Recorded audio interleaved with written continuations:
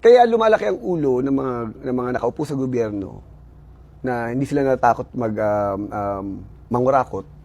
Kasi, pag nangurakot ka, ang gagawin sa'yo ngayon, sasampahan ka ng kaso. And then after that, makukulong ka. Alam naman natin yung mga nakukulong doon, hindi naman kasama doon sa Muntinlupa na naghihirap. Ang sasarap nga ng buhay ng mga nakulong.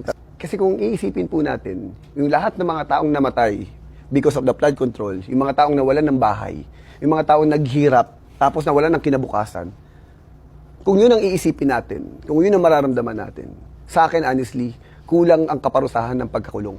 Kung death penalty ang kaparusahan ng bawat tao na nakaupo sa gobyerno, na kahit piso ang nakawin, tingin nyo lalakas ang loob ng mga tao na nakaupo sa gobyerno magnakaw? Hindi. Di ba? Oo. Kasi sabi ko nga, because kung makukulong lang, pagalingan lang tayo ng lawyer eh. Pagalingan lang tayo ng koneksyon eh. Kung kung susunod na ano, nakaupo yung kakoneksyon ko, makakalaya ako eh.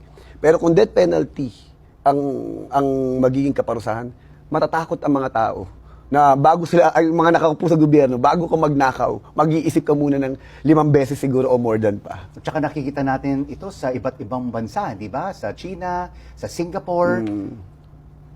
Pag talagang grave crime against the people, talagang death penalty. Kaya sinasabi